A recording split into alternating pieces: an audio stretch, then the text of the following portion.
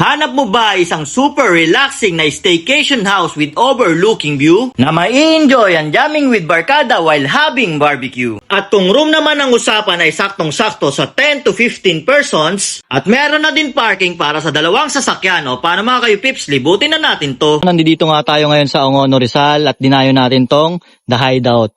Ito nga pala isang staycation house. Tara samahan nyo ako, tingnan natin kung ano yung nasa loob nito.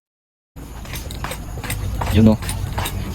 Pagpasok nga dito mga kayo pips, makikita mo agad. May paradaan dito, kasya dalawang sakyan.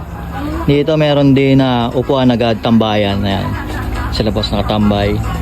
Tapos tingnan natin dito, pasok tayo sa loob. Ayan. Ito yung swimming pool agad, makikita nyo agad.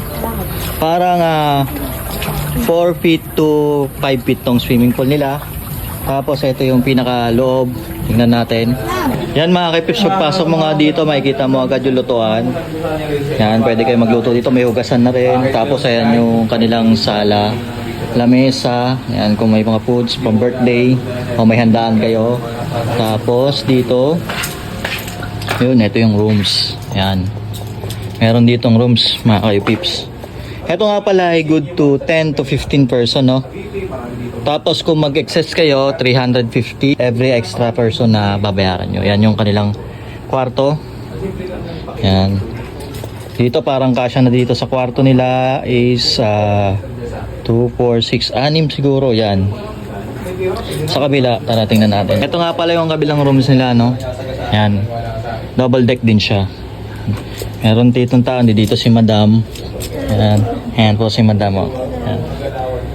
Yun. Dito, 4 yung tao, kasya. Yan mga kaipips, no, meron nga ditong CR. Ito yung CR, oh. Dito yan sa gitna ng room na tinignan natin kanina. Tapos tignan naman natin dito sa baba, no. Punta tayo dito sa baba. Dito sa baba, meron din sila lamesa. Yan. Tapos pwede kayo dito mag-ihaw. Yan, pwede kayo dito mag-ihaw-ihaw. Tapos, doon sa gilid, tingnan natin kung ano meron doon. Dito sa gilid, meron din lutuan at may lababo din. Yan, nandito yung mga gamit tayong pang kusina kung gusto niyo magluto. Tapos dito, meron din CR. Yan. May shower siya, yan. Lababo, yun. Para din yung nandoon sa taas. Yan mga kaipips, nakit nga tayo dito sa taas. Titignan natin kung ano yung nasa ibabaw. Yan. Dito pala sa taas. Yan, makikita nyo. Overlooking siya, no? Hindi dito sila Madam, oh. Yun, oh. Overlooking siya, makikita nyo dito yung Manila. Doon yung bahay namin, eh. Yan. Yan mga kaipips, no? Pag gusto nyo ng gantong staycation house, dito lang to sa Ongono Rizal. Ito nga pala yung The Hideout.